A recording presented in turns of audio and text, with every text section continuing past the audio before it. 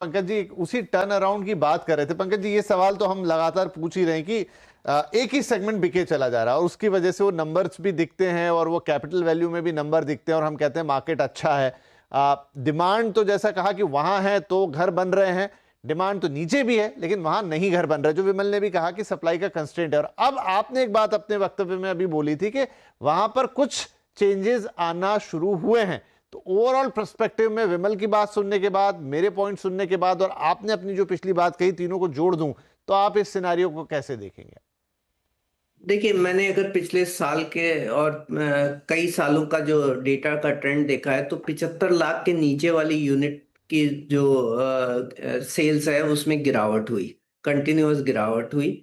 और 75 लाख के ऊपर का जो सेगमेंट है उसके अंदर आपको कंटिन्यूअस ग्रोथ हुई, और जैसे जैसे टिकट साइज बढ़ता रहा वहां पे आपको ग्रोथ ज्यादातर दिखाई दी। और उसका रीजन भी है क्योंकि ज्यादातर सप्लाई वो लग्जरी और अल्ट्रा लग्जरी सेगमेंट में आ रही थी। इसके कारण ही अगर हम यूनिट लेवल पे देखें तो मार्केट में हालांकि ग्रोथ नहीं दिखाई दी, लेकिन वैल्यू टर्म में आपको ज्यादा ग्रोथ दिखाई दी, क्योंकि सेल्स जो है ज्यादा लग्जरी सेगमेंट में हो रही है। और मुझे इसका एक रीजन ये है कि क्योंकि टीयर 1 सिटीज में ज्यादातर सप्लाई का फ्लो रहा, न्यू लॉन्चेस यहाँ बढ़ते रहे, टीयर 2 सिटीज के अंदर कम रहे। और दूसरा, अफोर्डेबल सेगमेंट के अंदर सप्लाई, जो विमल ने बोला वो बिल्कुल बात सही है, क्योंकि सप्लाई ही बहुत कम आई। तो अगर आप पिछले 6 या 7 साल का ट्रेंड देख लीजिए, कोविड से अभी तक का ट्रेंड देख लीजिए, तो आपको अफोर्डेबल सेगमेंट में सप्लाई में डिक्लाइन ही कर्व दिखाई दे रहा है, कहीं पे भी आप ग्रोथ दोनों नहीं से दिखाई यहाँ पे दी। लूंगा पंकज जी और विमल जी कि हम बार बार ये वाली चीज लेके आते हैं कि सप्लाई नहीं है।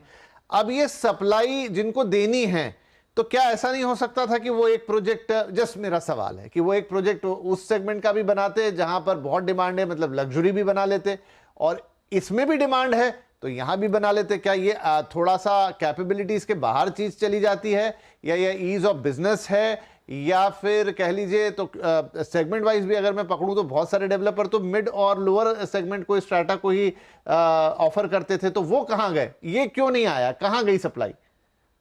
2-3 रीजन है इसके सप्लाई के रिडक्शंस के, क्योंकि पहले जो टैक्स एग्जम्पशंस बिल्डर को मिलता था एटीआईबी के थ्रू, जिसमें अफोर्डेबल हाउसिंग बनाते थे, तो वो इंटरेस्ट एग्जम्पशंस मिलता था, वो टैक्स एग्जम्पशंस मिलता था, वो विड्रॉन हो गया। उसकी वजह से बिल्डर्स का रुझान जो है अफोर्डेबल हाउसिंग की तरफ कम रहा, मार्जिन ऑलरेडी कम रहते हैं। और ज्यादातर जो demand affordable housing project specially large cities में होते थे, वो अनडेवलप्ड लोकेशन और अनइनहेबिटेबल लोकेशंस पे ही आ सकते थे, वहां पे डिमांड की इंट्रैक्टेबिलिटी कम थी। और तो एक रीजन नहीं है, मल्टीपल रीजन है। और दूसरी बात है, जो गवर्नमेंट ने सीएलएसएस के बाद जो नई आईएसएस इंटरेस्ट सबवेंशन स्कीम्स निकाली, उसके अंदर भी जो इंसेंटिव्स थे कंज्यूमर को एक अफोर्डेबल हाउसिंग खरीदने वाले, वो काफी रिड्यूस हो गए। तो यही कारण है कि डिमांड साइड और सप्लाई साइड पे जो इंसेंटिव पहले अफोर्डेबल हाउसिंग के लिए 2018 के बाद उभर के आए थे, उसके अंदर जो विड्रॉल हुआ, उसका उसका रिजल्ट आपको सप्लाई की डायनामिक्स पे दिख रहा है। और ज्यादातर बिल्डर्स जो है, क्योंकि पेंटअप डिमांड, अपग्रेडेशन डिमांड, सारी डिमांड जो है वो बड़े घरों की थी और लग्जरी हाउसिंग पे थी, तो सारे बिल्डर्स का फोकस जो है तो वहीं ठीक रहा। है, ठीक है, गॉट योर पॉइंट और पंकज जी। यहां पर मैं विमल से एक सवाल ले लेता हूं, वो ये, विमल की समझ में आ गई मुझे वो बात, लेकिन क्या सारे के सारे डेवलपर लग्जरी बना सकते हैं? मतलब there are certain developers who has a hand in luxury, जिनके बिकते भी हैं, वो ब्रांड भी वैसे ही हैं, लेकिन क्या हर वो डेवलपर जो पहले मिड इनकम ग्रुप में काम कर रहा था या फिर अफोर्डेबल में काम कर रहा था और वहीं का वो प्लेयर था, उसने भी क्या इस दौरान लग्जरी ही बनाया? उसने क्या किया? सी अगर आप मेरा व्यू पूछें, ये real estate project like any other thing is like a business case. हाँ हाँ, ठीक है, नहीं, that I understand completely. Yeah so when it comes to these things, so obviously हर डेवलपर जब एंटर करता है, सो हर एक की चाहे, there is different margin at in every segment, तो हर कोई चाहेगा कि मैं वैल्यू एडिशन करता जाऊं, अनलेस जैसे अभी कोई डेवलपर्स डिसाइड करेंगे कि हम रीजनल लेवल पे ऑपरेट करेंगे, वैसे ही कुछ डेवलपर्स डिसाइड करेंगे कि हम पर्टिकुलर सेगमेंट में खेलेंगे। So whether they want to have a volume game और whether they want to have a more of a value है ना प्राइस के वैल्यू है ना margin game. So it depends कि उनका स्ट्रैटेजी क्या है। बिल्कुल, मुझे ये तो समझ में आ रहा था correct, कि आप एक बड़ी मार्जिन, मतलब डेफिनेटली लग्जरी में आपको कम सामान बेचना है, मार्जिन ज्यादा correct, मिलना है, correct, आपको अफोर्डेबल या मिड लेवल पे ज्यादा मेहनत करनी है, ज्यादा चीजें बेचनी है, लेकिन चूंकि डिमांड तो वहां भी है। करेक्ट। पर मेरा सवाल ये था कि क्या सारे, ऐसा हो सकता है, इज इट पॉसिबल कि सबके सब जाके ही लग्जरी बनाने लग गए और इतनी लग्जरी की डिमांड थी?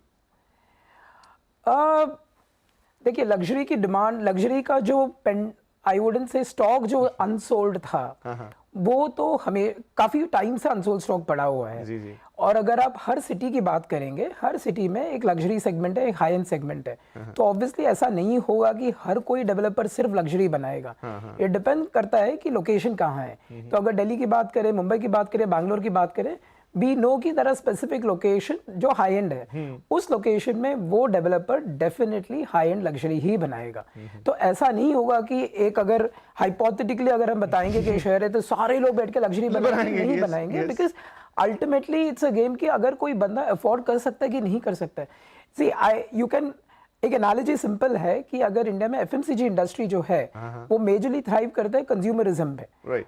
मेजर कंजम्पशन अभी भी आउटसाइड टियर 1 मार्केट्स है, which is tier 2 markets, villages and everything. 60-70% अभी भी आता है। सो सिंपल थिंग, हम जब हम इंडिया कंजम्पशन स्टोरी बात कर रहे हैं तो ये एग्जैक्टली उसको कॉन्ट्रडिक्ट करता है। तो इसका मतलब सिंपल है कि डिमांड वहां पे है। इट इज अबाउट, सी अभी क्या हो रहा है कि अगर हम बाकी बड़े कंट्रीज की बात करें, बी चाइना, जापान, ये सब, when we talk about a size and the reported numbers, it is also about कितना डेटा रिपोर्ट होता है, किस हद तक होता है।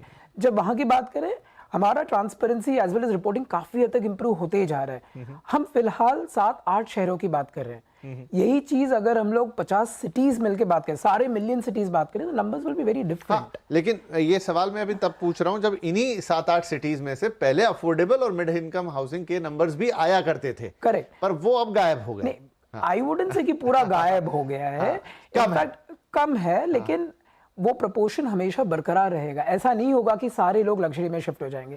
In fact on the flip side I will say कि 2-3 सालों से, in fact more than 4-5 years, luxury काफी हद तक अनसोल्ड रहा है, वो शायद अभी मूव हो रहा है।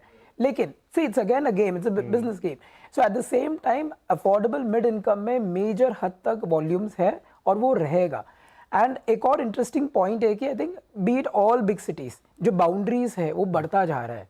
Now one of the fact is there are multiple reason, infrastructure improve हो रहा है एंड इकोनॉमिक एक्टिविटीज इंप्रूव हो रहा है, जिसकी वजह से अगर हम मुंबई की बात करें, Mumbai 1 the core Mumbai suburban city है, we have a Mumbai 2, technically discussions हो रहे हैं मुंबई 3 के।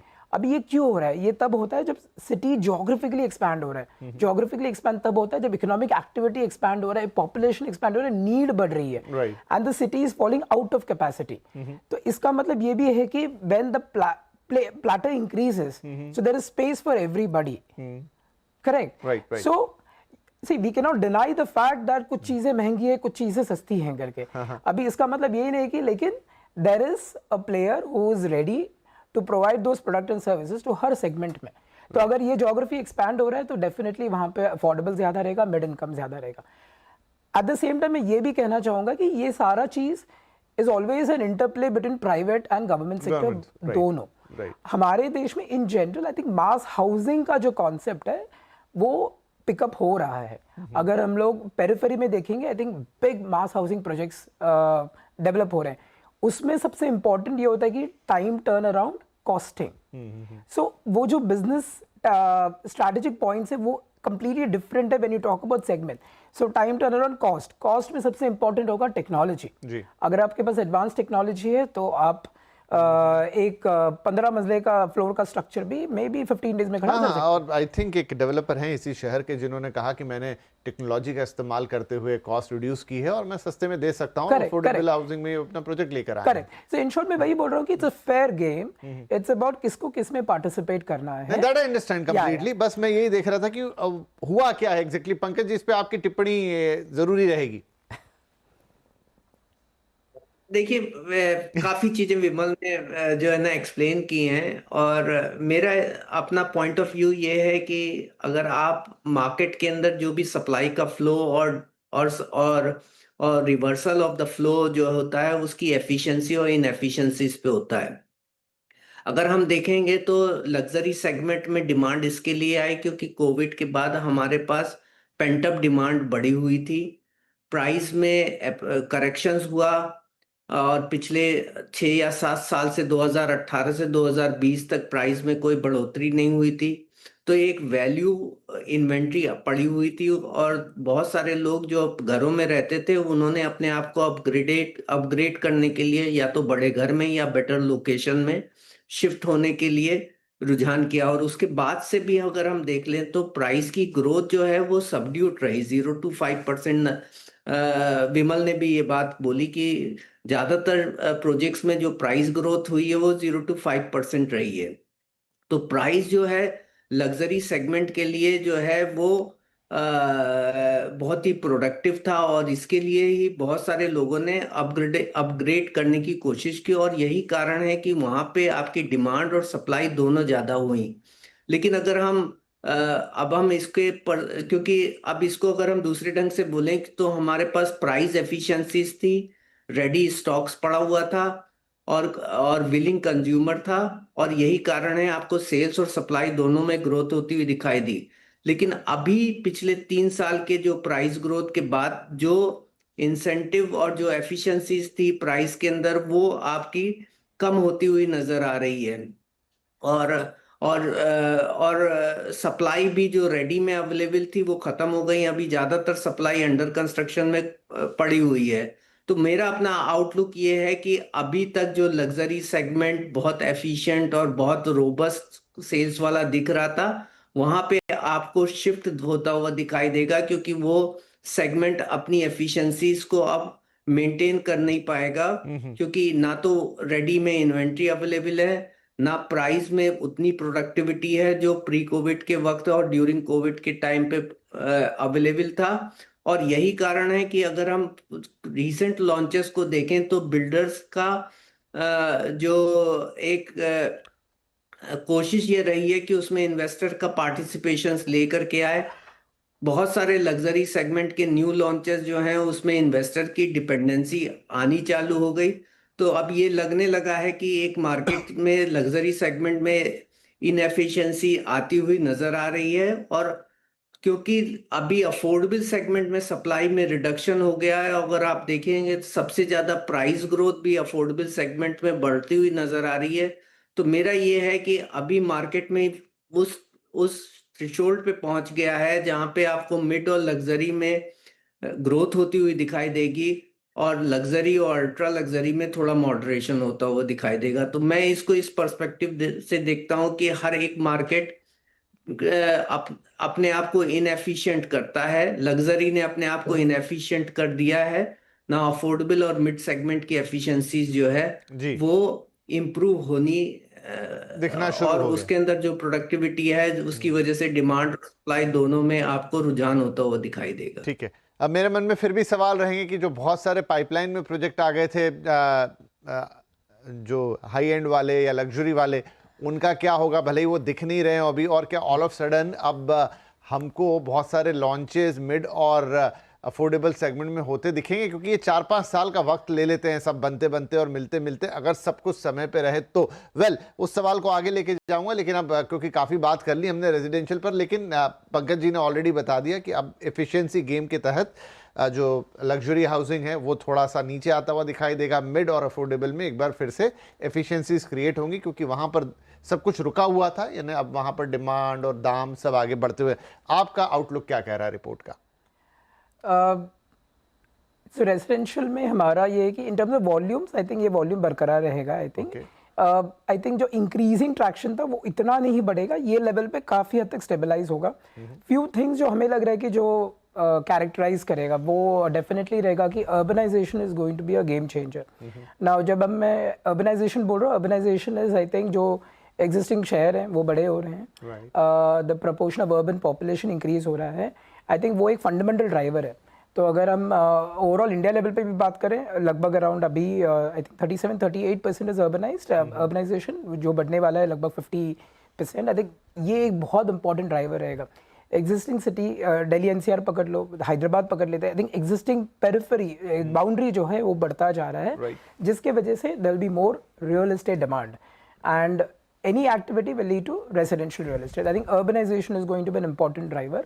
फिर focus I think again linked to high end and luxury. I think premiumization के ऊपर एक focus रहेगा. Now premiumization आपका not necessary high end luxury होगा. I think it is just about कि existing जो dwelling units बना रहे हैं उसको आप कितना elevate और uplift कर रहे हैं with amenities, in the form of gated township, well-being वाले concepts. I think उस पे काफ़ी हद तक focus रहेगा. I think from a customer psyche उनके लिए बहुत important है. आप भले ही affordable में डील कर रहे हो, mid में डील कर रहे हो, I think ये चीज़ बहुत important उभर के आ रहा है. Plus I think next sustainability पे काफ़ी हद तक फोकस रहेगा. राइट नाउ भले ही आई थिंक शुरुआत है, I think of commercial space में आई थिंक काफ़ी हद तक इनरोड्स हो चुकी है, I think but at the stage of construction sustainable materials, net zero वाला जो ओवरऑल थीम है, प्लस आई थिंक किस हद तक एफिशिएंसी ला सकते हो ऑपरेशन, ये थीम रहेगा. तो हमारे हिसाब से ये कुछ इंपॉर्टेंट ड्राइवर्स रहेंगे. एक और link to expansion of geography is, हमें ये भी लग रहा है कि इंपॉर्टेंट फिनोमेना अभी जैसे इंफ्रास्ट्रक्चर इम्प्रूव हो रहा है, जिसकी वजह से दो लोकेशंस का कनेक्टिविटी इम्प्रूव हो रहा है. तो उस वजह से अगर आप peripheral compare to a centre या peripheral as compare to a suburban location, उनका जो प्राइस आर्बिट्राज है वो हम थोड़े नैरो होते हुए दिख रहे हैं. ओके. क्योंकि in terms of what is a differentiating factor, because connectivity improve हो रहा है, मेट्रो नेटवर्क आता होगा या फिर आर्टीरियल रोड्स आ रहा है, तो वो बेटर हो रहा है. So there is no major differentiating factor. अगर देखें तो काफी हद तक नैरो हो रहा है. मैं ये नहीं बोल रहा हूँ कि वो कहीं ना कहीं आके इंटरसेक्ट होगा, बट नैरो हो रहा है, which is a good thing from a general market perspective. ठीक है.